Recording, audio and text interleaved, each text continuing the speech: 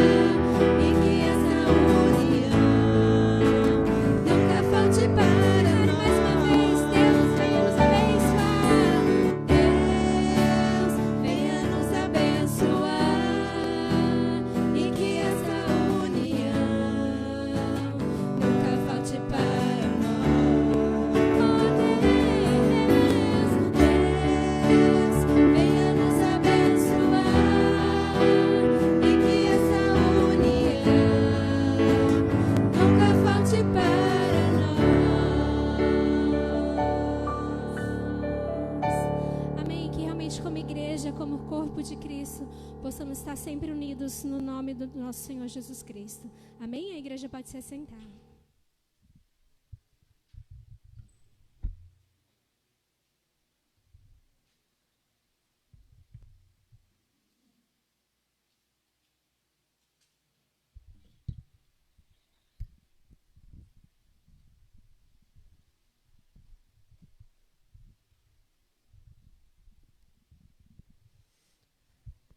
Boa noite, irmãos. A graça e a paz do nosso Senhor Jesus. Amém?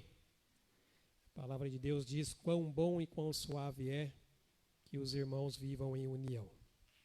E nós acabamos de declarar isso de forma cantada. Antes de nós orarmos, eu quero convidá-los a abrirem suas Bíblias. Evangelho de Mateus, capítulo 5.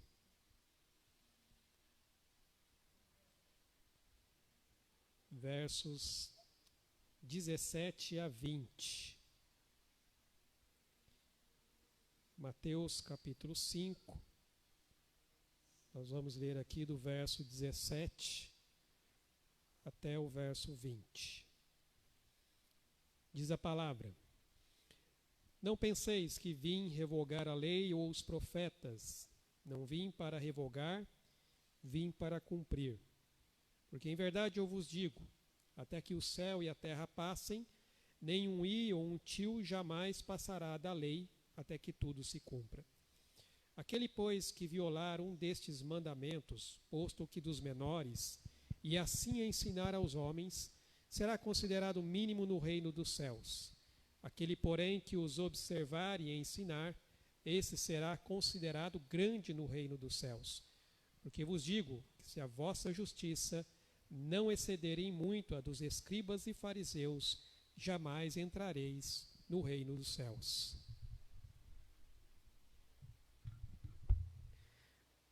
Muito bem, irmãos.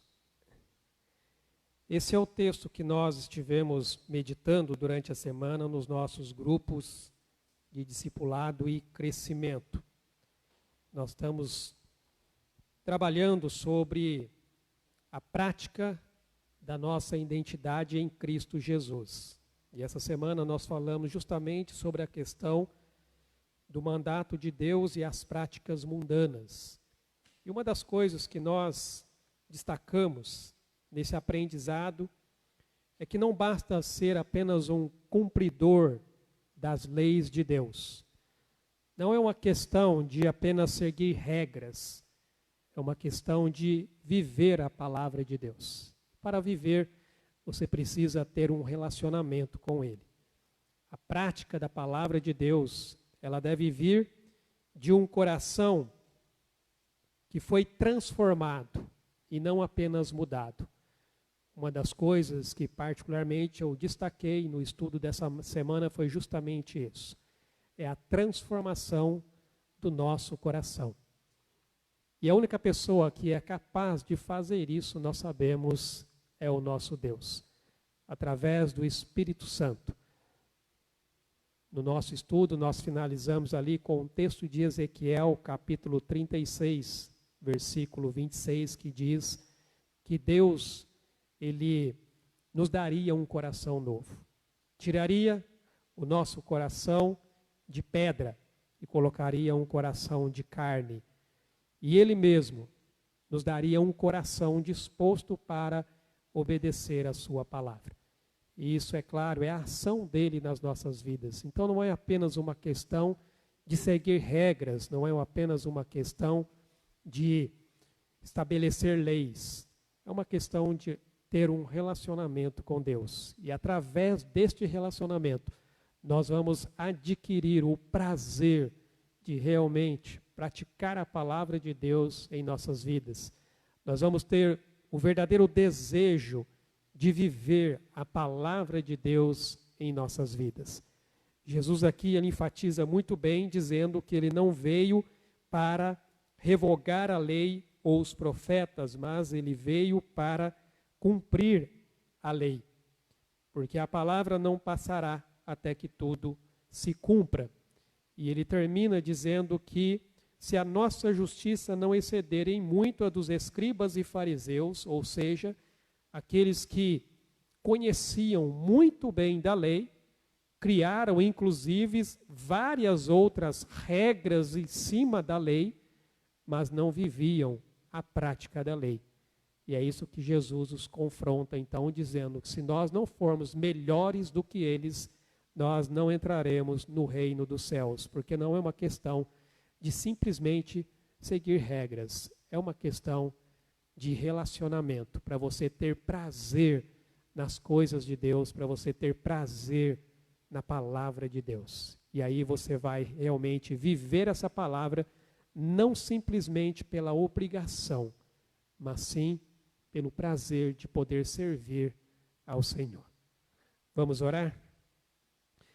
Pai, nós te louvamos, ó Deus, e te agradecemos mais uma vez pelo privilégio, a oportunidade que temos, ó Pai, de estarmos aqui reunidos no teu santo nome. Somos gratos pela semana que o Senhor nos deu. Agradecemos, ó Deus, todo o teu cuidado, a tua provisão, os teus livramentos. Ó Pai, tudo que o Senhor, ó Deus, tem feito e já fez por nós através do teu Filho Jesus. E aqui agora nós estamos, ó Pai, reunidos como igreja, como família, como corpo de Cristo, para juntos exaltarmos o teu santo nome. declarando, ó Deus, toda a tua grandeza e majestade. A glória pertence ao Senhor, só o Senhor é digno de ser louvado. Recebe, portanto, ó Deus, o nosso louvor e a nossa adoração. E que o teu Espírito Santo, ó Pai, haja em nosso meio, tendo, ó Deus, total liberdade em nossos corações, para, ó Deus, nos convencer, para, ó Pai, nos levar a entender a tua palavra e aquilo que o Senhor, ó Deus, tem a tratar com o nosso coração. E realmente estejamos com os ouvidos atentos e corações abertos. Aquilo, ó Deus, que o Senhor tem a falar conosco, nos louvores, nas orações e principalmente através, ó Pai, da ministração da tua palavra. E nesta noite, ó Pai, em que nós também celebramos e relembramos o sacrifício de Cristo ali na cruz. O sacrifício, ó Deus, que nos possibilita hoje ter o livre acesso à tua presença. O sacrifício, ó Pai, que nos concedeu o perdão dos nossos pecados. Em Cristo Jesus, ó Deus, nós somos justificados pela fé. E por isso, ó Pai, nós podemos ter paz com o Senhor. E assim, ó Deus, desfrutar da paz do Senhor em nossas vidas. Por isso nós te bendizemos. Por isso nós te louvamos e agradecemos no nome santo de Jesus. Amém, Senhor Deus. Amém, meus amados. Vamos continuar louvando e adorando o nome do nosso Deus.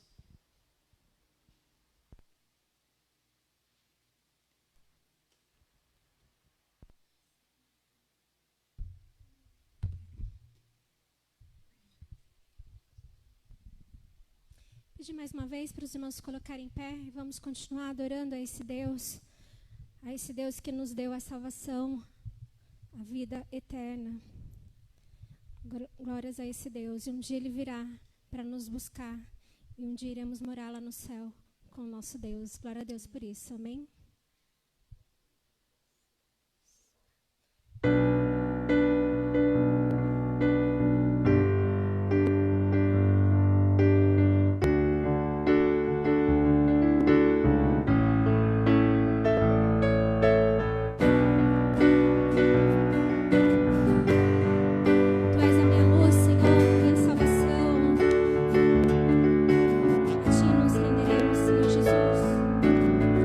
Tu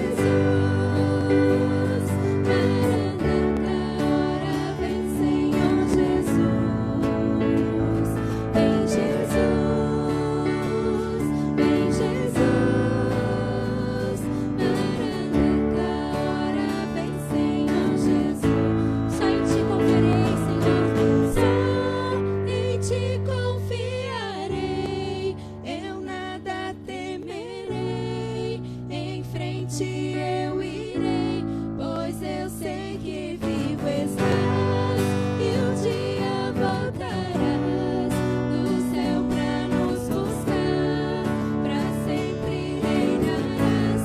Aleluia, só em ti confiarei, eu nada temerei, em frente eu irei, pois eu sei que vivo estás e um dia voltarás do céu pra nos buscar, pra sempre reinarás.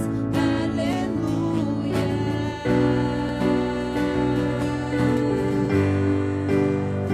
Aleluia, Senhor Jesus. Santo é o teu nome, Senhor Jesus.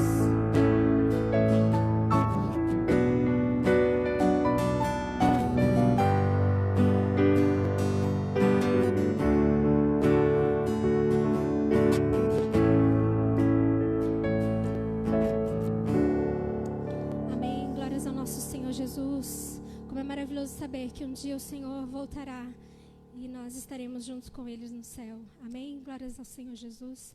Próxima música, os irmãos têm a oportunidade de estar trazendo aqui na frente os seus dízimos e as suas ofertas. Amém.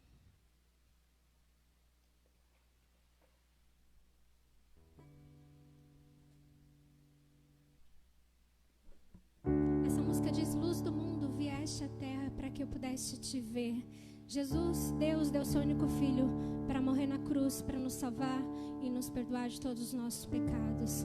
Glórias ao nosso Deus por isso, por esse amor que é inexplicável, é um amor que não tem palavras para descrever o quão grande foi o amor do nosso Deus para com nossas vidas, para realmente dar seu filho para morrer na cruz, para nos salvar e nos perdoar de todos os nossos pecados. Por isso que realmente temos que ser gratos ao Senhor todos os dias das nossas vidas, ser gratos porque o Senhor nos deu a salvação.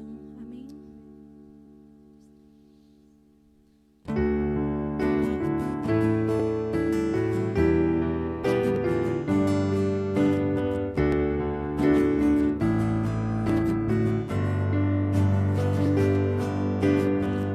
Luz do mundo, vieste à terra pra que eu pudesse te ver.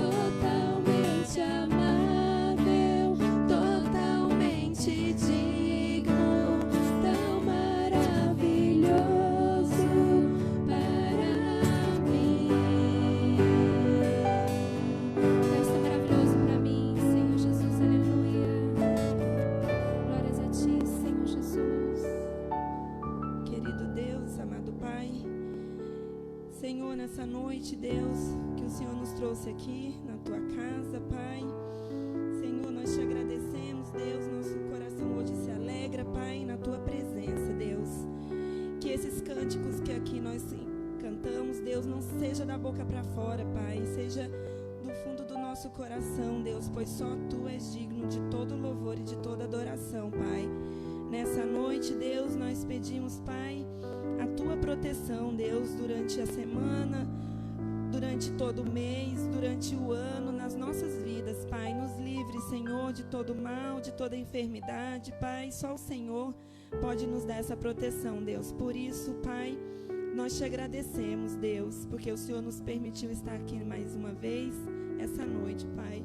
E também, Deus, nós te pedimos, Deus, que a tua palavra venha de encontro, Pai, com cada necessidade, Deus.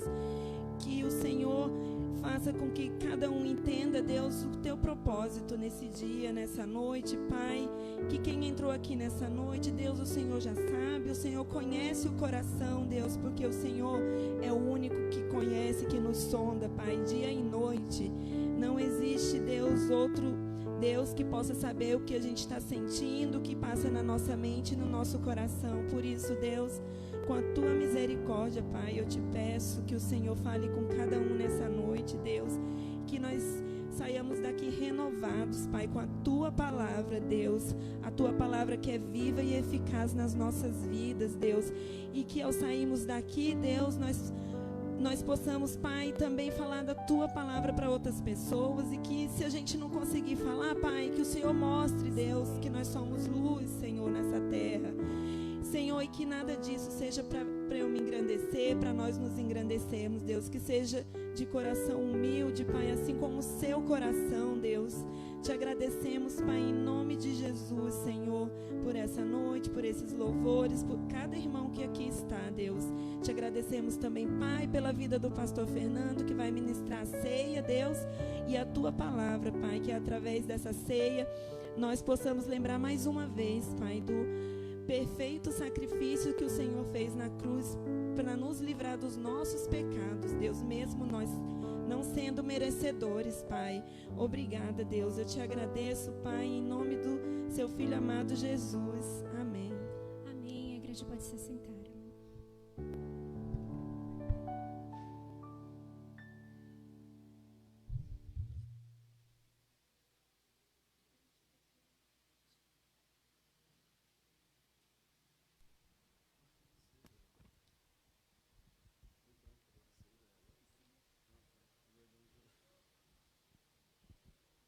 Amém, meus irmãos? Antes de nós ministrarmos a ceia, nós vamos orar ao Senhor neste momento, diante de algumas necessidades. Nós temos aqui agradecer ao Senhor pela vida do Marcelo, da Maria, hoje está aqui cantando, passou aí um bom tempo por conta da dengue. E aí, graças a Deus, já está aí conosco, recuperado, ainda com algumas fraquezas, mas o Senhor tem abençoado nesse sentido. Vamos orar também pela vida do Ismar, sogro do Vinícius, que também está com dengue, que o Senhor também possa estar ali abençoando a sua recuperação, continuar intercedendo pelo tratamento do nosso irmão Lúcio. E na semana passada eu havia compartilhado com os irmãos um desafio que nos foi colocado, que é o Ministério de Capelania Hospitalar aqui junto ao Agamote de Taubaté. Nós estamos ainda numa fase de planejamento e divulgação.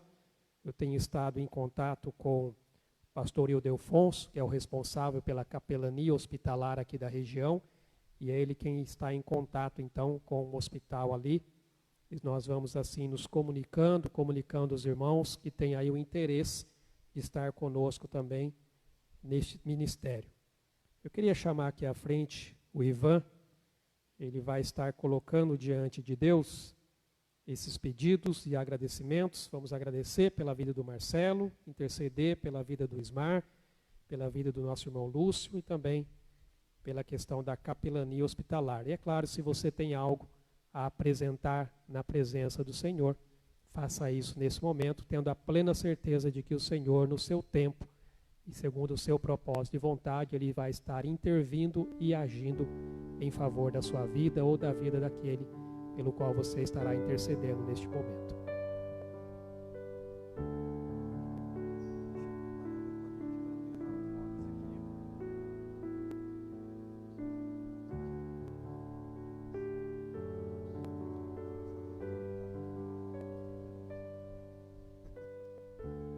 A paz, igreja, a paz do Senhor Jesus. Eu gostaria de estar agradecendo também por estar aqui, a oportunidade, né, de estar orando pelos irmãos, pela igreja. É uma satisfação muito grande e muito importante, assim, né, para nós que entendemos o reino e entendemos o poder da oração, né. E eu creio no Senhor Jesus que através de nossas orações nós alcançamos milagres, alcançamos cuidados, né, na nossa vida, no nosso dia a dia. Senhor, obrigado, Pai, por todos os irmãos, pela igreja que estamos aqui, Senhor, graças a Ti. Eu oro, Senhor, e agradeço pela vida do irmão Marcelo, por estar bem, agora aqui conosco hoje, né, se recuperando melhor. Sei que o Senhor, Pai, cuida da vida dele e pelos propósitos, Pai, que o Senhor tem para a vida dele, pessoal e com a tua família, Senhor. E com nossa igreja também, Pai. Agradeço, Senhor. Continue cuidando, Pai, deste irmão querido, que o Senhor o levante, Pai, dentro do seu lar, dentro da tua igreja, que ele possa ser, Pai, instrumento em tuas mãos. Cuide da saúde dele, Pai, e renove-o todos os dias. O prepare para essa semana também, Pai, para as suas atividades e coloque, Pai, as tuas mãos sobre a tua vida, Senhor. Amém. Senhor, também oro pela vida do Ismar, que é parente, né, do nosso irmão Vinícius, que o Senhor o cuide e também o recupere, Pai, desta doença, né, Pai, que tem transmitido aí, Senhor, para muitos irmãos, para muitas pessoas, que o Senhor também, Pai, esteja colocando a mão sobre essas pessoas enfermas, Pai, coloque a mão também, Senhor, sobre o irmão Ismar, que o Senhor possa estar, Pai, cuidando de tua saúde, também cuidando, Pai, para que ele se recupere, Pai, e venha a trazer alegria para aqueles que estão também ao seu redor, que eles possam ver as tuas mãos sendo colocadas sobre a vida dele, que toda honra seja para o teu nome, Senhor Jesus. Também oro, Pai, pela vida do irmão Lúcio, pelo tratamento que ele está, né, Pai, há tempos aí nós temos acompanhado, Jesus, a luta, né, do irmão Lúcio, da família, da irmã Neuza, e também, Pai, de coração, Senhor, aberto, eu oro para que teu Espírito haja, Pai, sobre a vida dele, sobre essa família, para que ele seja curado, Senhor, 100%, que o Senhor coloque os médicos, Pai, certos, as pessoas certas ao teu redor, e também, Pai, creio que é a tua mão que vai livrá-lo, Pai, de toda doença e desse mal que ele passa, Senhor.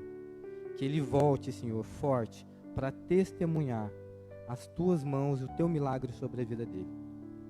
Senhor, também, Pai, oro pelo ministério que está, né, a oportunidade que está nos aparecendo para a igreja, da capelania, a ser montada uma equipe, né, Senhor, para alcançarmos mais vidas, né, no hospital. Que o Senhor também levante essa equipe, traga as pessoas certas, para que possam estar alcançando, Pai, essas pessoas enfermas, que passam necessidade e precisam, Pai, da Tua presença, precisam do Teu amor.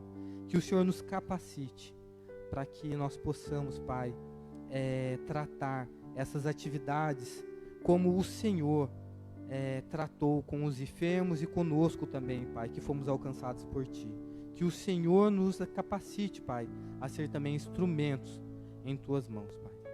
Agradeço, Senhor, e nos dê, Pai, uma noite tranquila em Tua presença, e nos direcione, nos renove, para essa semana de atividades, Pai. Cuide de toda a família aqui das 7, Senhor Jesus. E também, Pai, cuide dos irmãos também, Pai, que não estão aqui conosco também, que não conseguiram estar aqui conosco também, Pai. E também aproveito para orar pela irmã Marina, também que ficou também, Senhor, enferma, passando dores, né, Senhor? Não sabemos o que ela tem exatamente, mas o Senhor sabe, porque o Senhor é médico dos médicos. Que o Senhor a cuide também, Pai, e venha a tratar dessas dores e desses incômodos, Pai, que ela vem sentindo. Em nome de Jesus eu oro, Pai. Amém. Amém. Obrigado, Ivan. Obrigado também por lembrar aí da Marina. Pastor Rodrigo compartilhou pedido de oração no grupo lá para estarmos intercedendo. Muito bem, irmãos, nós vamos passar para o nosso momento da ceia, o momento em que nós celebramos e relembramos o sacrifício de Cristo Jesus. Quero convidar aqui as irmãs que vão nos auxiliar na ministração, enquanto o louvor estiver sendo entoado.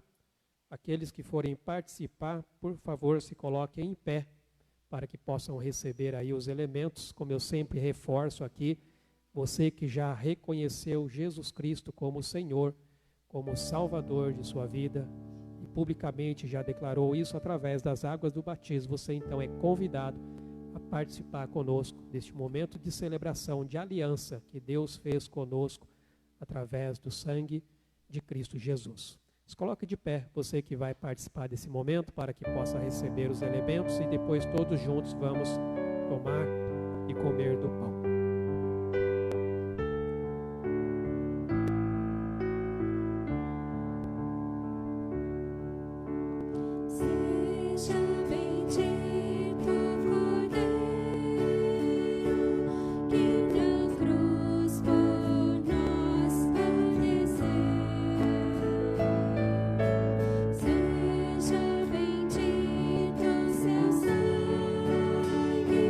Que por nós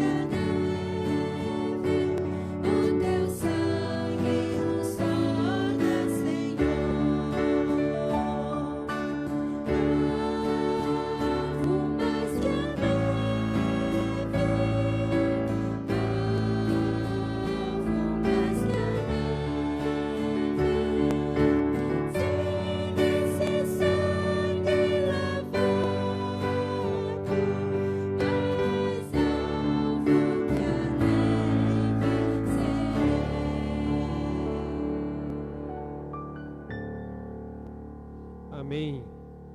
Mais alvo do que a neve seremos, porque só o sangue de Jesus é que nos purifica de todo o pecado. Todos receberam os elementos da ceia, ninguém ficou sem. Muito bem. A palavra de Deus diz: porque eu recebi do Senhor o que também vos entreguei. E o Senhor Jesus, na noite em que foi traído, tomou o pão e, tendo dado graças, o partiu e disse: isto é o meu corpo, que é dado por vós. Fazei isto em memória de mim. Comamos, pois, o pão em memória da morte de Cristo.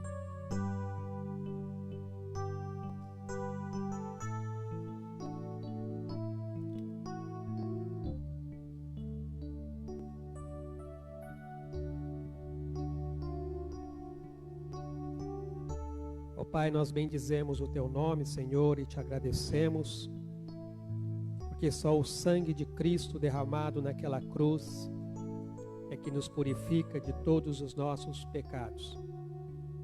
Nos torna limpos, justos diante do Senhor. E esse sacrifício, ó Deus, nós não temos como, ó Deus, mensurar. Mas o Senhor, ó Deus, por causa do Teu grande amor, enviou o Teu Filho para que todo o que nele crê não pereça, mas tenha a vida eterna. Por semelhante modo, depois de haver ceado, tomou também o cálice, dizendo: este cálice é a nova aliança no meu sangue. Fazei isso todas as vezes que o beberdes, em memória de mim. Porque todas as vezes que comerdes este pão e beberdes o cálice, anunciais a morte do Senhor até que ele venha. Bebamos, pois, o cálice.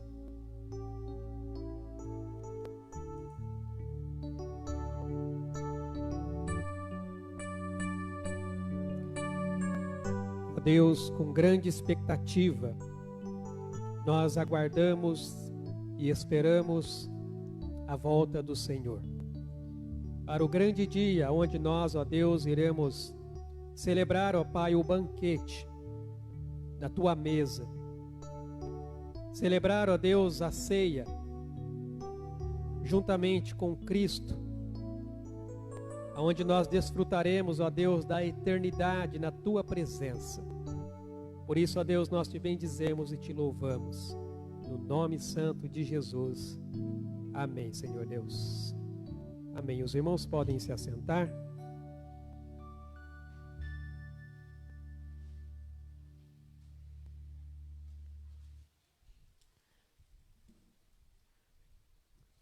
Quero convidá-los a abrirem suas Bíblias no Evangelho de Marcos,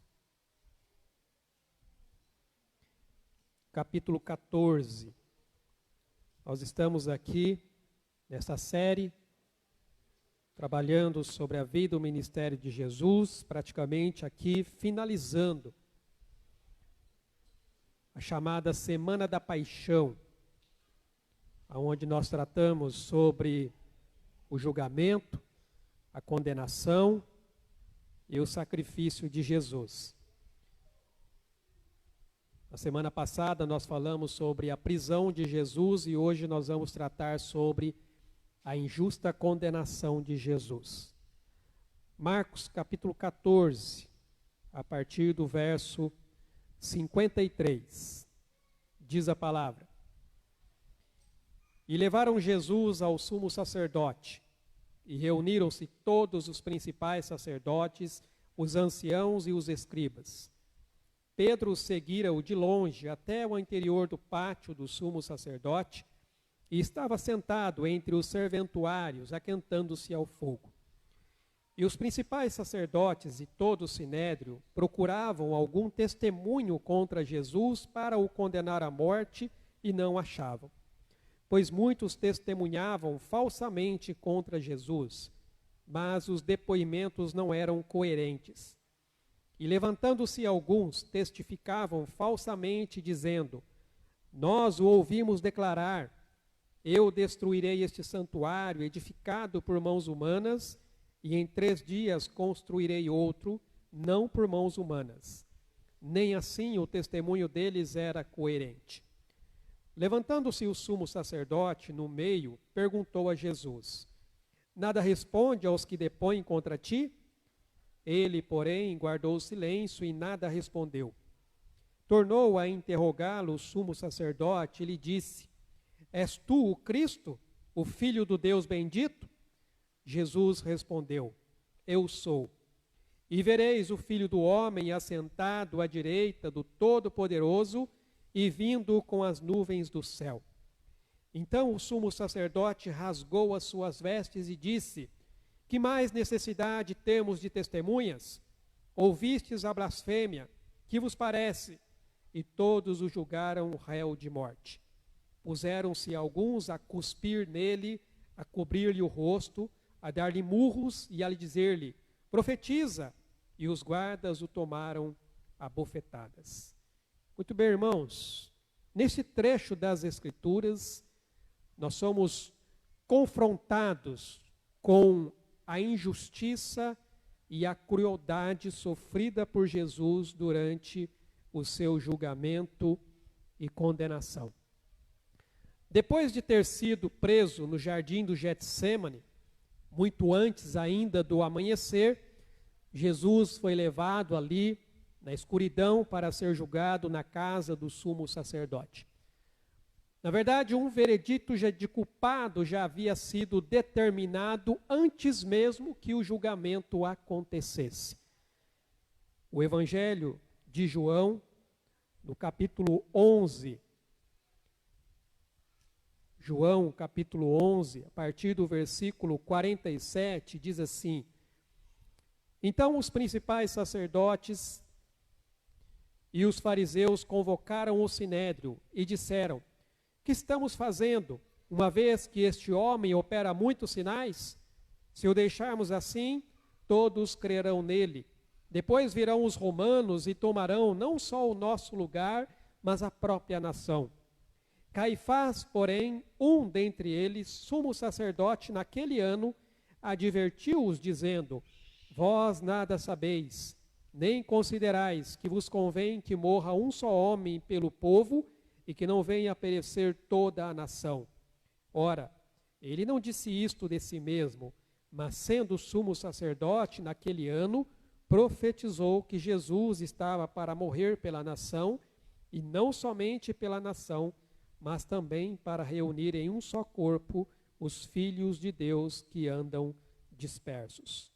Então vejam vocês que já havia sido decretado a sentença de Jesus antes mesmo de acontecer o seu julgamento, tornando então, digamos, esse procedimento aqui uma mera formalidade, aonde os principais sacerdotes e os anciãos e os escribas se reúnem a fim de condená-lo.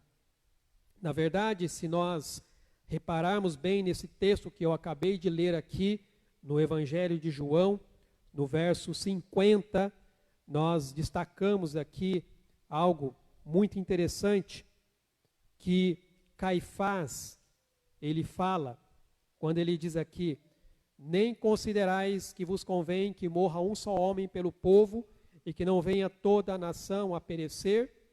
Ou seja, embora na visão do sumo sacerdote ele estivesse ali pensando apenas nas questões políticas envolvidas, mas nós podemos perceber, irmãos, a mão de Deus dirigindo todo esse processo de acordo com um plano pré-estabelecido por ele na eternidade.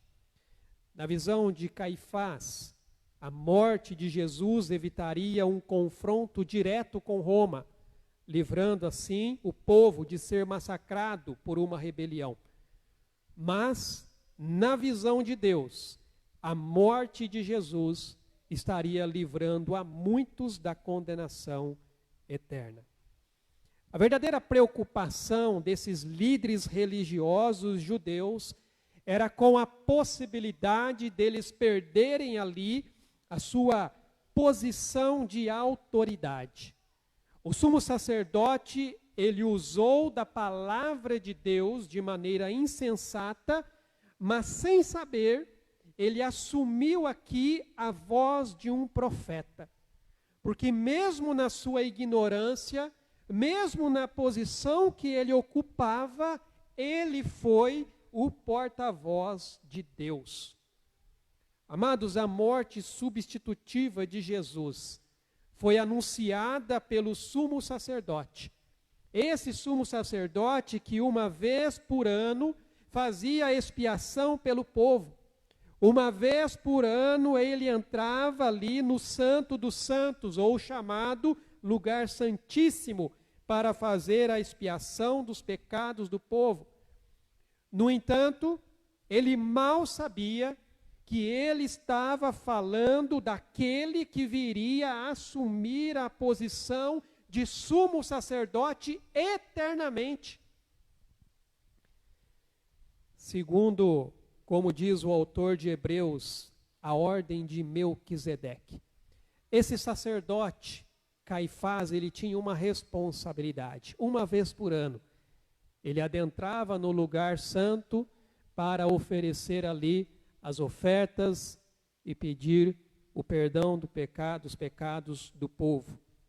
Mas diante dele estava aquele que viria a se tornar sumo sacerdote eternamente. Quando nós lemos aqui na carta de Hebreus, capítulo 5, a partir do versículo 1, diz aqui: porque todo sumo sacerdote, sendo tomado dentre os homens, é constituído nas coisas concernentes a Deus, a favor dos homens, para oferecer tanto dons como sacrifícios pelos pecados. E é capaz de condoer-se dos ignorantes e dos que erram, pois também ele mesmo está rodeado de fraquezas. E por esta razão deve oferecer sacrifícios pelos pecados, tanto do povo como de si mesmo. Ninguém, pois, toma esta honra para si mesmo, senão quando chamado por Deus, como aconteceu com Arão. Assim também Cristo, a si mesmo, não se glorificou para se tornar sumo sacerdote, mas o glorificou aquele que lhe disse: Tu és meu filho, eu hoje te gerei.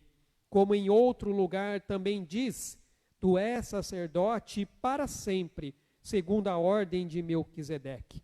Ele, Jesus, nos dias da sua carne, tendo oferecido com forte clamor e lágrimas, orações e súplicas, a quem o podia livrar da morte, e tendo sido ouvido por causa da sua piedade, embora sendo filho, aprendeu a obediência pelas coisas que sofreu.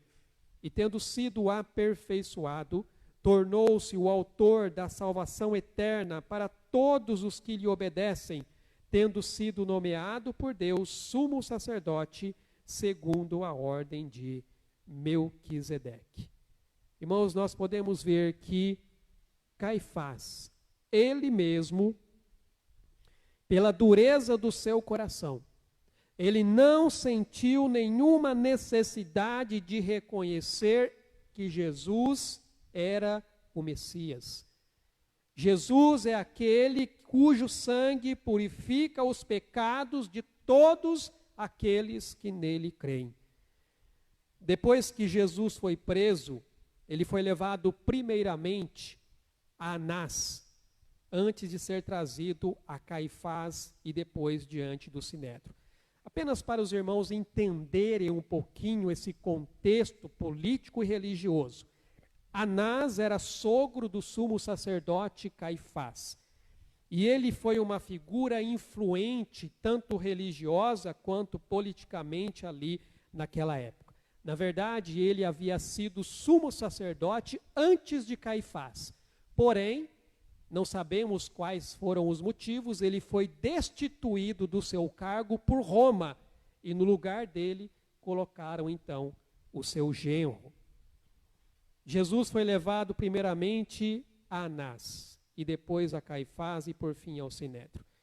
Enquanto os membros do Sinédrio se reuniram ali na casa de Caifás, provavelmente localizado ali em frente a um pátio, da residência de Anás, Jesus então foi levado primeiramente diante do ex-sumo sacerdote para ser interrogado e indiciado. E o que veremos aqui, irmãos, nesta narrativa, é o processo que culminou na sentença de Jesus.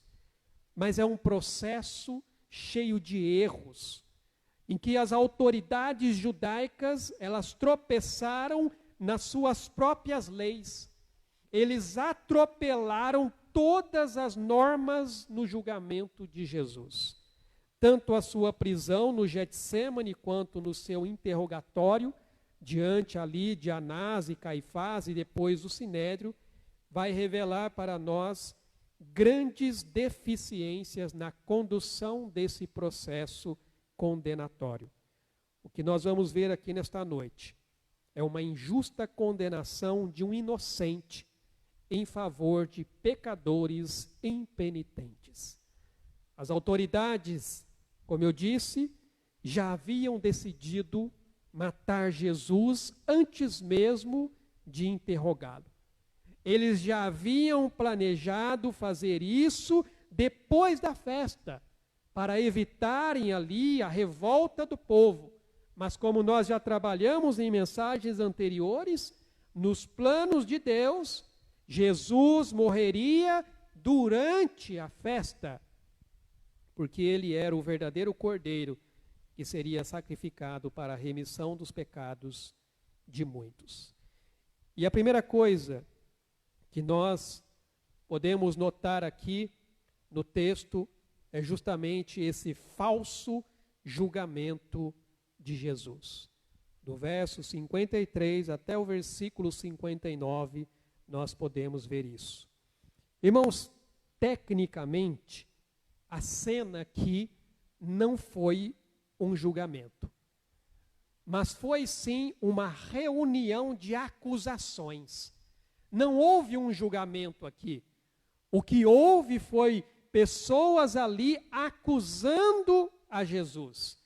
A liderança judaica, ela não tinha autoridade para executar Jesus, mas eles precisavam levantar ali argumentos para que eles pudessem levar Jesus a Pilatos e Pilatos então condenar Jesus à morte. Porque embora eles pudessem julgar ainda as pessoas, eles não poderiam levar as pessoas à morte. Somente Roma é que poderia fazer isso. Então eles queriam levantar ali argumentos que pudessem apresentar diante de Pilatos. E a intenção era justamente apresentar aqui uma alegação política para persuadir os romanos a agir em seu próprio interesse. Porque ações contra o templo tinha tanto implicações religiosas, como também tinha implicações políticas. A afirmação messiânica de Jesus, para eles, era uma preocupação, porque poderia ser interpretada como uma ameaça ao domínio de Roma. Eles poderiam dizer, um novo rei está se levantando, mas como assim? Já existe um rei, César é o imperador? Veja que o interesse de Anás e Caifás em Jesus era criar provas falsas com o qual eles poderiam ali fabricar um caso contra ele. Era isso que eles estavam tentando fazer. Anás, aliás, tinha muitas razões para odiar Jesus, principalmente quando Jesus expulsou ali os mercadores do templo.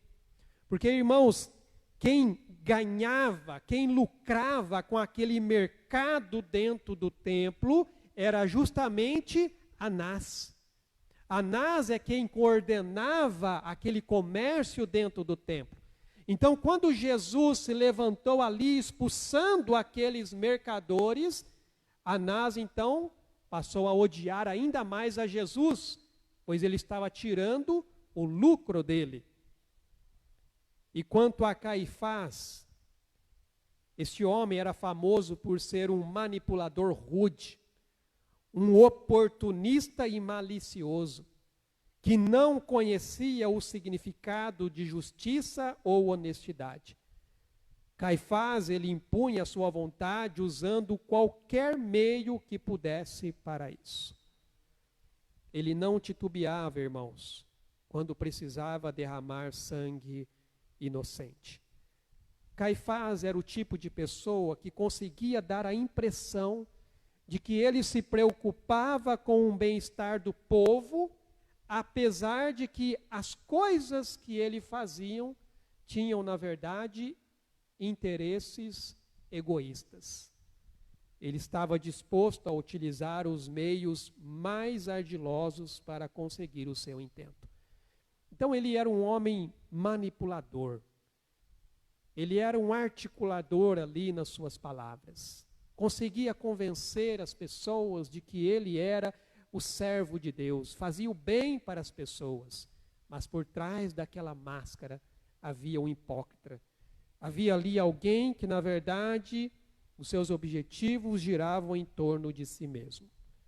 Mas eu quero apresentar aqui para os irmãos algumas irregularidades no julgamento de Jesus. Esse julgamento foi irregular quanto ao horário, porque foi de madrugada.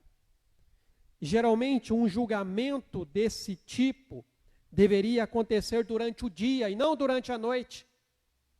Mas eles fizeram isso na madrugada. Esse julgamento foi irregular quanto ao local, pois deveria acontecer no sinédrio, mas aconteceu na casa do sumo sacerdote.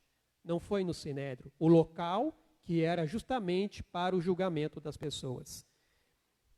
Esse julgamento foi irregular quanto à pressa incomum, ou seja, sem possibilidade de testemunhas favoráveis a Jesus. Se o julgamento fosse acontecer corretamente, deveria se esperar levantar-se testemunhas tanto a favor quanto contra Jesus.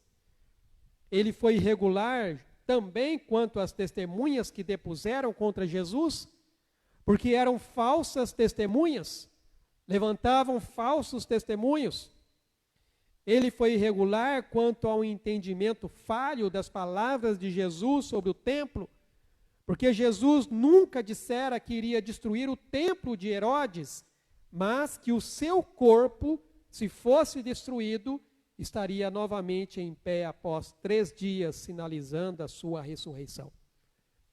Esse julgamento foi irregular pela falta de coerência na acusação, porque eles acusaram de falar contra o templo e o condenaram por confirmar ser o Cristo. No texto aqui que nós lemos, no versículo 56, diz assim: pois muitos testemunhavam falsamente contra Jesus, mas os depoimentos não eram coerentes. E depois no verso 58, nós o ouvimos declarar: eu destruirei este santuário edificado por mãos humanas, e em 3 dias construirei outro, não por mãos humanas. E nem assim o testemunho deles era coerente. E esse julgamento foi irregular pelas ações violentas contra o prisioneiro, porque eles cuspiram, davam socos, murros e bofetadas em Jesus. Mas como eu disse, isso não foi um julgamento. Isso foi apenas uma reunião de acusações. Todo esse julgamento era uma farsa. Não houve nenhuma intenção de dar a Jesus uma chance de se defender. Nenhum desejo de descobrir se, de conformidade com as leis da evidência, as acusações contra ele eram justas ou infundadas. Os líderes judeus, eles não podiam aceitar o fato de que Jesus de Nazaré os havia denunciado e exposto publicamente. Eles não podiam aceitar o fato de que eles estavam perdendo o controle da situação. Apesar dos detalhes do julgamento fornecidos aqui por nós nos evangelhos serem definitivamente contrários à lei mosaica, quando se deseja, sempre se acha uma maneira de se remover aquele que é considerado um inimigo indesejável. Essa é que é a verdade. Quando as pessoas querem, elas sempre vão ter argumentos para levantar contra alguém. E amados, a história mostra que qualquer um que tente se levantar contra o sistema será de alguma forma apagado ou ridicularizado. É só olharmos a história e nós vamos perceber isso. Todos aqueles que se levantam contra o sistema, de alguma maneira, eles são apagados. E eu creio que os irmãos entendem muito bem quando eu digo que eles são apagados. A segunda coisa que nós podemos ver aqui, além desse falso julgamento, é a confissão de Jesus. A partir do verso 60 até o versículo 62. Certamente, irmãos, que se desejasse, Jesus ele poderia ter exposto o caráter impreciso da acusação que estavam lhe fazendo. Jesus poderia mostrar que eles estavam cometendo um erro e distorcendo o que ele havia dito. Mas ele sabia muito bem que o propósito desse julgamento não era praticar a justiça, mas fazer com que o mal prevalecesse.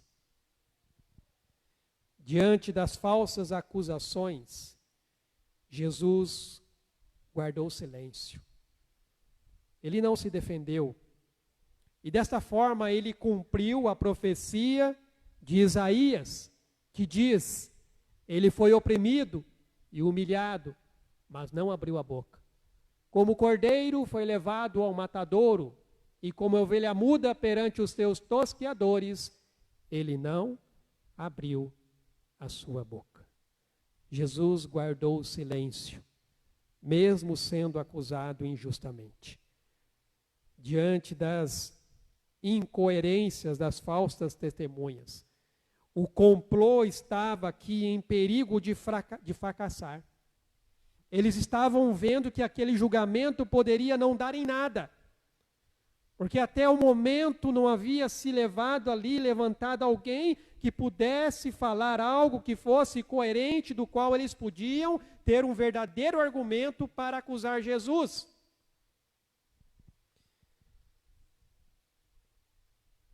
Mas Caifás estava determinado a condenar Jesus.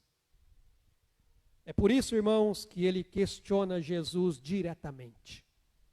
É por isso que ele então vai perguntar aqui a Jesus, no versículo 60.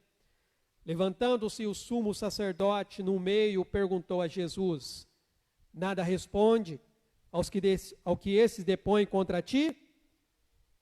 Ele, porém, guardou silêncio e nada respondeu. E aí, tornou a interrogá-lo o sumo sacerdote e lhe disse: és tu o Cristo, o Filho do Deus bendito? O evangelista Marcos, como eu disse, ele é muito sucinto na sua narrativa. Mas quando nós lemos o evangelho de Mateus, falando deste mesmo fato, ele vai dizer que a pergunta foi feita sob juramento. Caifás diz a Jesus: eu te conjuro pelo Deus vivo, que nos diga se tu és o Cristo, Filho de Deus. O que levou Jesus a responder à pergunta de Caifás foi justamente porque Caifás conjurou a Jesus para responder em nome de Deus. E aí então Jesus lhe deu a resposta. E a resposta foi muito clara: eu sou. E vereis o Filho do Homem assentado à direita do Todo-Poderoso, e vindo com as nuvens do céu. Jesus declara abertamente aqui, mediante esse conjuramento, de que ele é o Messias. utilizando-se inclusive de uma figura bem conhecida dos judeus, o Filho do Homem, e reafirmando então o seu poder e glória futura. Mas, irmãos, Jesus, ele demonstra aqui o seu valor e confiança, porque ele sabia que a sua resposta significaria a sua morte, mas ele não titubeou em dá-la com clareza, porque ele tinha total confiança do propósito de Deus em tudo o que estava acontecendo. Jesus, então, proclama abertamente ser o Messias de Deus, cujo destino final é o seu poder e a sua glória. E assim, ele proporciona, então, ao Sinédrio a evidência que eles estavam buscando para o condenarem à morte. Jesus, ele só quebrou o seu silêncio quando foi interrogado a respeito da sua vocação, o testemunho do seu caráter, ou seja, dizer quem realmente ele era. Diante das falsas acusações e do tribunal injusto, Jesus, neste momento, então, ele não se cala. E desta forma, ele deixa um exemplo para todos os seus discípulos que posteriormente seriam levados também diante de tribunais. Seriam também questionados em relação à sua fé, conforme ele mesmo já os havia ensinado e advertido. Quando você vai para Mateus, capítulo 10, a partir do verso 17, diz assim: E acautelai-vos dos homens, porque vos entregarão aos tribunais, e vos açoitarão nas suas sinagogas. Por minha causa serei levados à presença de governadores e de reis, para lhes servir de testemunhos a ele e aos gentios. E quando vos entregarem, não cuideis em como ou o que haveis de falar, porque naquela hora vos será concedido o que haveis de dizer, visto que não sois vós o que falais, mas o Espírito de vosso Pai é quem fala por vós.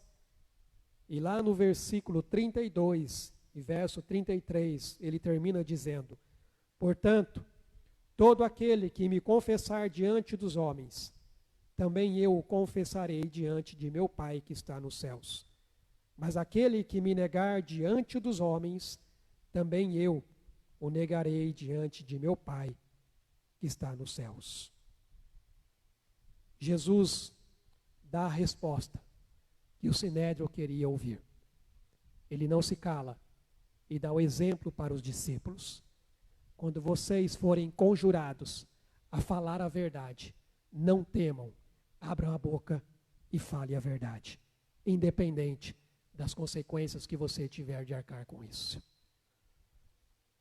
Por causa do seu testemunho, Jesus então é julgado culpado do crime que merece a morte. O verso 64 diz: Ouvistes a blasfêmia, que vos parece? E todos o julgaram réu de morte. E por fim, irmãos, nós temos aqui a humilhação e a violência contra Jesus. No verso 65, diz: Puseram-se alguns a cuspir nele, a cobrir-lhe o rosto, a dar-lhe murros e a dizer-lhe: Profetiza. E os guardas o tomaram a bofetadas. A condenação de Jesus por blasfêmia pelo Sinédrio foi ilegal, porque eles não seguiram o devido processo legal, que exigia uma consideração cuidadosa antes de emitir uma sentença condenatória. Jesus não teve direito a se defender, porque os líderes religiosos já haviam decidido contra ele, ignorando inclusive a sua mensagem e a sua vida como prova da sua inocência.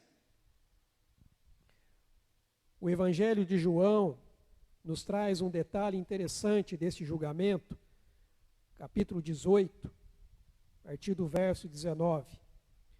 Então, o sumo sacerdote interrogou a Jesus acerca dos seus discípulos e da sua doutrina.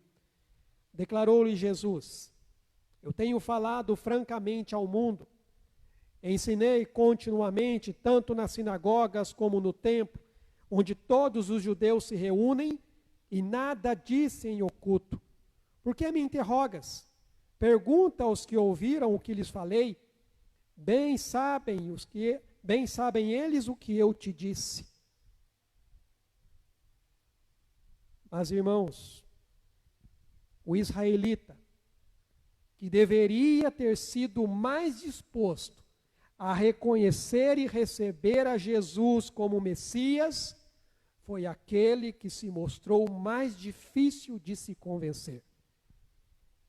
Sabe o que isso nos ensina? Isso nos ensina, irmãos, que quando o coração já está endurecido pelo orgulho, não há argumentos que o faça demover-se da sua posição.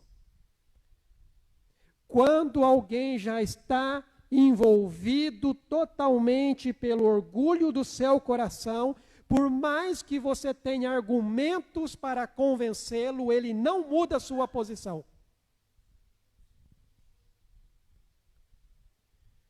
Provérbios, capítulo 21.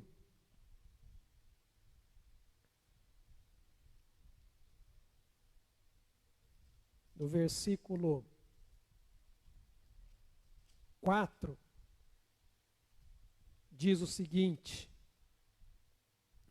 olhar altivo e coração orgulhoso, a lâmpada dos perversos são pecado. Não pode haver humildade, irmãos, onde o orgulho opera. E o orgulho é o pecado mais desprezível aos olhos de Deus. O que derrubou Satanás foi o seu orgulho. Ele se sentiu tão orgulhoso que ele queria tomar o lugar de Deus. O orgulho é o pai de todos os outros pecados. Um coração orgulhoso é desprezível aos olhos de Deus. Provérbios 16, verso 5 diz: abominável ao Senhor todo arrogante de coração. É evidente que não ficará impune. O orgulhoso não deseja se arrepender. E por isso ele nega a si mesmo a possibilidade de ser perdoado.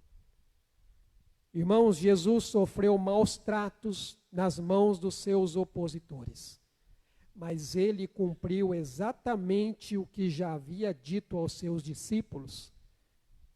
Como nós já vimos, ele havia dito aos discípulos: eu vou para Jerusalém, vou ser entregue nas mãos dos homens, vou ser açoitado, vou ser castigado e finalmente eu serei morto. Mas no terceiro dia eu vou ressuscitar. Caifás e seus companheiros, membros do conselho, eles podem ali ter tido seus assentos no julgamento de Jesus naquela noite. Naquela noite eles estavam sentados no banco do juiz. E Jesus estava no banco dos réus. Mas, irmãos, um dia, eles é que vão estar diante do trono glorioso de Deus. Um dia, eles é que vão estar no banco dos réus. E Deus é quem vai estar assentado no banco do juiz, dando-lhes a sentença da sua condenação, por terem rejeitado o Messias, o Filho de Deus. Quando você vai para o livro de Apocalipse, capítulo 20, versículo 11. Vi um grande trono branco e aquele que nele se assenta, de cuja presença fugiram a terra e o céu, e não se achou lugar para eles. Vi também os mortos, os grandes e os pequenos, postos em pé diante do trono. Então se abriram livros, ainda outro livro, o livro da vida foi aberto, e os mortos foram julgados, segundo as suas obras, conforme o que se achava escrito dos livros. E lá no versículo 15 diz o seguinte: se alguém não foi achado inscrito no livro da vida, esse foi lançado para dentro do lago de fogo. Existem muitos que hoje querem se sentar no banco do juiz, mas chegará um dia em que eles estarão no banco dos réus, recebendo a sua sentença por não aceitarem que Jesus é o Messias, o Filho de Deus. E assim como eles, cada pecador que rejeita Cristo vai um dia receber e enfrentar o castigo da sua incredulidade. Mateus, capítulo 23, todo ele é descrito os ais que Jesus levanta contra os fariseus. E um deles é esse aqui: ai de vós, escribas e fariseus, hipócritas, porque fechais o reino dos céus diante dos homens, pois vós não entrais, nem deixais entrar os que estão entrando. Amados, diante de tudo isso, ainda assim, foi por causa dos pecadores que Jesus suportou as hostilidades, de modo que todos aqueles que abraçam a fé em Jesus, esses irão escapar da condenação eterna e irão receber a vida eterna. E o que nós podemos aprender com tudo isso que nós vimos aqui nesta noite? Primeira coisa, irmãos, quando nós meditamos sobre a condenação injusta de Jesus, somos desafiados a refletir sobre a nossa própria conduta diante das adversidades e injustiça. Se nós levarmos isso para um contexto mais amplo, a história do julgamento de Jesus nos leva a avaliar nossa conduta ética, moral e de responsabilidade social, nos incentivando a questionar e resistir a injustiças e abusos de poder nas comunidades e nas instituições. Irmãos, eu não estou dizendo aqui para você levantar uma bandeira pessoal na luta por uma causa, não é isso, mas para você ter um olhar mais amplo para as necessidades da sociedade em relação às injustiças que se cometem e começar a proclamar a verdadeira justiça, a justiça que vem de Deus, para o qual um dia todos irão prestar contas. A segunda coisa, que possamos seguir o exemplo de Jesus, mantendo a nossa fé e confiança em Deus, mesmo nos momentos mais difíceis, praticando o amor e a misericórdia em todas as circunstâncias. Irmãos, assim como Jesus enfrentou um julgamento injusto, falsas acusações sem se abalar, nós podemos aprender a manter a nossa dignidade e valores em situações difíceis. Não podemos nos calar diante da verdade, mesmo sabendo que isso pode resultar em consequências negativas para nós. Defender nossas convicções e valores, mesmo que isso signifique que você tenha que enfrentar oposição e crítica. Você sabe o que é isso, irmãos? é você se posicionar como um filho de Deus diante das mentiras e das injustiças que o mundo muitas vezes coloca não só sobre a nossa vida, mas também sobre a vida de outras pessoas. Não podemos nos calar. Temos que proclamar a verdade. E um dia eles também vão prestar contas disso. E por fim, o fato de que Jesus suportou hostilidades e sofrimentos por amor aos pecadores, isso nos inspira a praticar a compaixão, a empatia e a busca por uma reconciliação nas nossas relações. A buscar ter uma vida pautada na justiça, na humildade, na responsabilidade, na compaixão, seguindo assim o exemplo de Jesus, construindo relações baseadas no respeito mútuo e no amor ao próximo. Que nós possamos, irmãos, aprender com a vida e o exemplo de Jesus Cristo. Que mesmo sofrendo a injustiça, ele confiou em Deus, porque ele sabia que a justiça maior é aquele que está assentado no trono e vai acontecer segundo a vontade dele e não segundo a vontade dos homens. E quando questionado diante da verdade, ele não se calou. Ele abriu a sua boca e ele falou. Ele proclamou aquilo que é certo. Quantas vezes nós nos calamos com medo do que os outros irão pensar, ou com medo, talvez, de perder uma posição, com medo, talvez, de até perdermos o nosso emprego, porque nós estamos agindo corretamente e não compactuamos com a mentira, não compactuamos com a desonestidade, porque somos servos e somos filhos de Deus e devemos refletir o caráter do nosso Pai. Que nós possamos seguir o exemplo de Jesus. Vamos orar? Pai bendito, te louvamos, ó Deus, pela tua palavra. Te louvamos, ó Pai, porque o Senhor nos ensina através da vida e do exemplo de Jesus.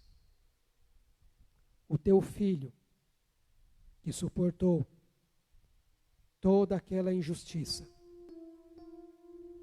mas ele sabia que tudo estava acontecendo segundo o teu propósito pré-determinado.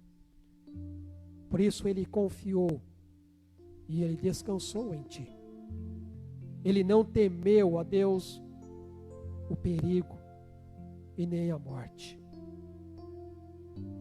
E quando questionado a respeito da verdade, ele não se calou.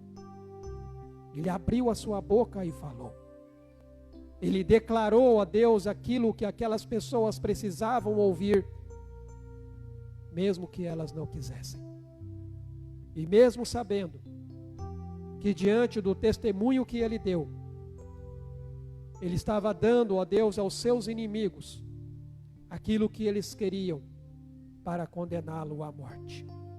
E nós também, ó Pai, tenhamos a coragem de não calarmos, não fecharmos a nossa boca diante das injustiças, ó Deus, que nós vemos, mas que possamos ser firmes diante, ó Pai, do Senhor, como filhos de Deus, refletindo a tua glória e vivendo a tua palavra em verdade e em espírito. Que o Senhor nos ajude nisso, para que continuemos sendo luz e sal neste mundo, proclamando, ó Deus, a salvação que vem somente através de Jesus. Em nome de Jesus é que nós oramos. Amém, Senhor Deus.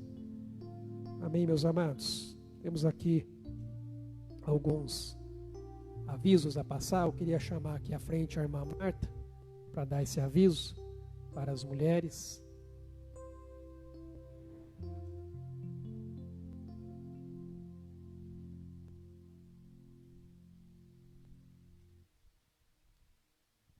Obrigada, pastor. Graça e paz, irmãos. Eu estou muito feliz e com saudade das mulheres de nossa igreja. Muito feliz mesmo. Então, no próximo sábado, está aí o convite lindo que o pastor me ajuda a fazer, viu? Parabéns, pastor, muito bonito. E será o nosso primeiro encontro de mulheres. E como Deus tem alcançado as mulheres. A primeira mulher, Maria, esteve com Jesus ali na sua morte, presenciou a sua morte, e a sua ressurreição foi a primeira mulher que Jesus apareceu após sua ressurreição. E Jesus convida a ela para ser uma evangelista. Isso é tão maravilhoso e Deus nos chama hoje ainda para sermos essas mulheres, cheias do Espírito Santo, mulheres que amam o Senhor, que o adorem, que se prostrem diante dEle, né, todos os dias, e assim a gente possa encontrar multidões por aí. Então, esse é o nosso convite. Eu gostaria mesmo que você, mulher, viesse, trouxesse a sua convidada, tivesse um empenho.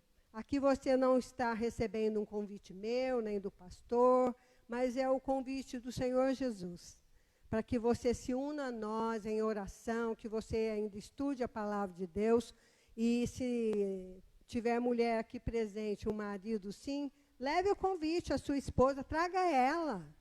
Gente, muitas vezes a gente se envolve com tantas coisas desse mundo, tudo que vai ficar. Mas nós estamos semeando para a eternidade, e o tema é lá. O texto é: portanto, já que vocês aceitaram Cristo Jesus como Senhor, vivam unidos com Ele, estejam enraizados nele, construa a sua vida sobre Ele, se torne mais fortes na fé, como foi ensinado a vocês.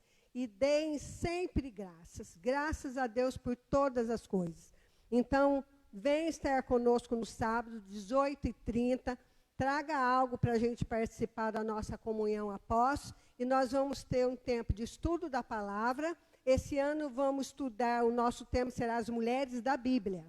E vai ser uma bênção, eu tenho certeza. Vocês vão aprender a se prostrar diante do Cordeiro. Cordeiro de Deus que tira o pecado do mundo. E como Deus tem nos ensinado? Através de muitas vezes das nossas lutas, mas Ele está sempre presente. Então venham, faça o convite para sua esposa. Eu gostaria muito de ver essa igreja cheia. E outra coisa, nós precisamos aprender a amar a igreja de Cristo. A igreja aqui, a igreja local, onde Deus tem colocado vocês. E o papel nosso, nós vamos trazer para vocês, no sábado, o calendário, e também o propósito de Mulheres em Ação. Qual é o nosso propósito aqui nessa igreja, além de glorificar a Deus, nos render diante dEle? Nós temos algumas coisas que as mulheres podem fazer, sempre. E eu agradeço as mulheres da nossa igreja que têm ajudado, tem sido um suporte maravilhoso ao pastor em todas as reuniões que elas precisam estar. Então, eu agradeço essas mulheres. E esse é um dos propósitos nossos, de amar a igreja de Cristo. Como Maria, que Jesus apareceu para ela, a primeira mulher, foi a uma mulher, não foi nem a Pedro, nem ao João, discípulo amado, foi a uma mulher. Por quê? Ela servia ao Senhor.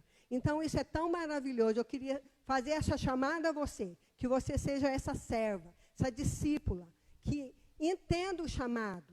O chamado não só para estar aqui na igreja, anunciando, trabalhando com café, trabalhando em todas as áreas, mas lá fora como evangelista.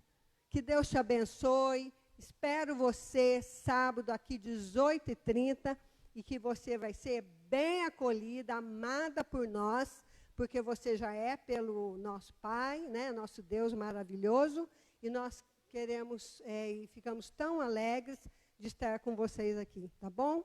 E traga outras mulheres para ouvir o Evangelho. Essa é a oportunidade de estarmos pregando o Evangelho, de alcançar outras mulheres, de ter um tempo de oração e comunhão. Muito obrigada.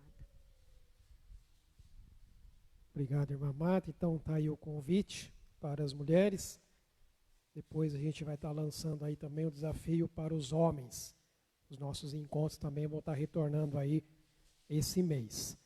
Lembrando aos irmãos do nosso GDC, os nossos grupos de discipulado e crescimento que a gente tem tido aí durante a semana. Eu coloquei aqui que é um lugar para você estar aprendendo, ter comunhão, temos um momento de oração e intercessão.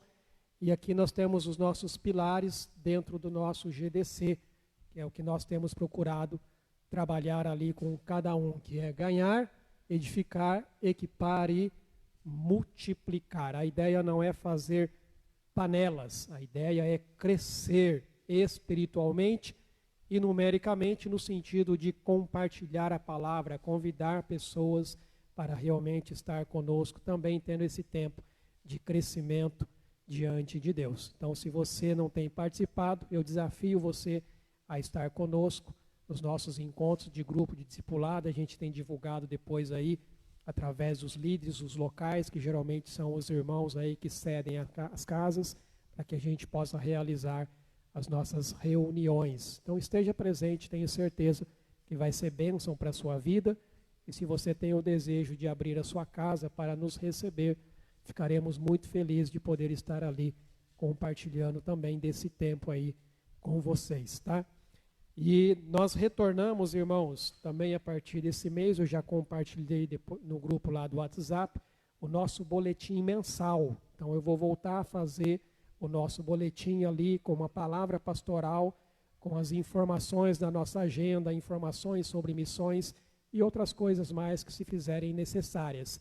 A palavra pastoral, inclusive, deste mês, encaixa dentro daquilo que a irmã falou sobre o amor que a gente também tem pela Igreja de Jesus. A ideia ali é falar sobre o que é ser membro de uma igreja. Então depois não deixa de dar uma lida lá na palavra pastoral e também nas outras informações que constam lá no boletim.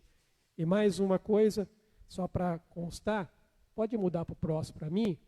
Os irmãos que têm acompanhado nossos podcasts da série Vida Transformada, são 120, irmãos. Eu ainda estou ali no número 57, então estou um pouco ali, chegando na metade daquilo que precisa ser. É um estudo que eu tenho feito ali, breves meditações nas cartas do Novo Testamento, falando justamente sobre essa vida transformada que Deus nos deu em Cristo Jesus.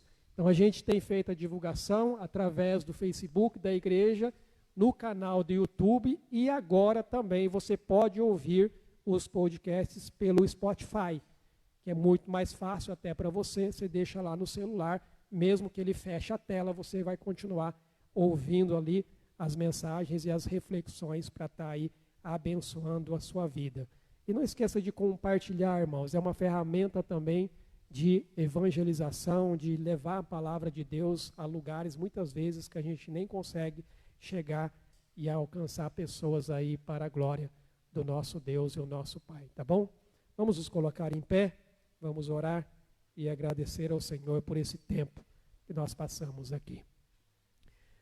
Pai, nós te bendizemos, ó Deus, e te agradecemos, ó Pai, por este culto, te agradecemos, Senhor, pelo tempo que nós passamos aqui, somos gratos pelo mover do Teu Espírito Santo, ó Deus, em nossas vidas, abençoando, ó Pai, os nossos corações, iluminando, ó Deus, o nosso entendimento, na compreensão, ó Pai, da palavra do Senhor ministrada sobre o nosso coração.